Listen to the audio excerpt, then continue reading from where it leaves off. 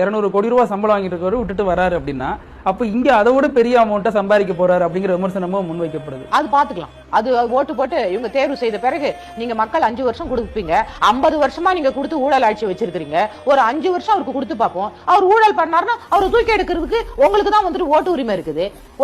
ஒரு நல்லவர் வராருன்னு சொல்லிட்டு அவர் சொல்றாரு. எல்லாருக்குமே இப்படி 50 வருஷமா தேர்தல் அறிக்கை கொடுத்து அந்த தேர்தல் அறிக்கை நிறைவேற்றாத இந்த ஆட்சியை திரும்ப திரும்ப வரணும்னு நம்ம போடும்போது யாரோ ஒரு புது மனுஷன் வராரு.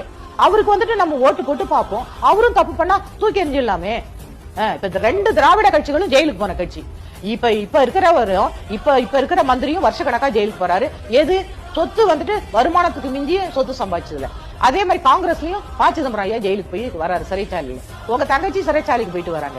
இப்படி முன்னாடி இருந்தவங்களும் சசிகலா அம்மா ஜெயலலிதா அம்மா செத்து போயிட்டாங்க. அக்யூஸ்டா தான் செத்தாங்க அவங்க. அப்ப எது வருமானத்துக்கு மிஞ்சிய சொத்து சம்பாதிச்சு யாருடைய சொத்து? இவங்க படிச்சு சம்பாதிச்சாங்களா? அணிலா இருந்து உதவுனர் தான் விஜய்ங்கிற விமர்சனங்கள் இருக்குல்ல. நான் கூட தான் எந்த கட்சி இருக்கோ அவங்க ஓட்டு போடுறேன். நானும் ஏடிஎம்கே போட்டிருப்பேன், டிஎம்கே போட்டிருப்பேன், காங்கிரஸ் போட்டிருப்பேன். எந்த கட்சி இருக்கோ நான் என்னோட பிரஜையா இருந்து இந்திய பிரஜையா நான் ஓட்டு செலுத்தி இருக்கிறேன். அதனால நான் கட்சி தொடங்க கூடாதுன்னு கிடையாது. விஜய் கட்சி தொடங்குறாருன்னு சொன்னா அவரும் ஓட்டு தானே போட்டிருப்பாரு யாருக்கும் ஒருத்தவங்களுக்கு. அவங்க சரியில்லைன்னு தானே அவர் கட்சி தொடங்குறாரு. இப்ப இருக்கக்கூடிய ஊழல் அரசு வேண்டாம், பொய் பிரச்சாரம் வேண்டாம், இந்த வாரிசு அரசியல் வேணவே வேணாம்.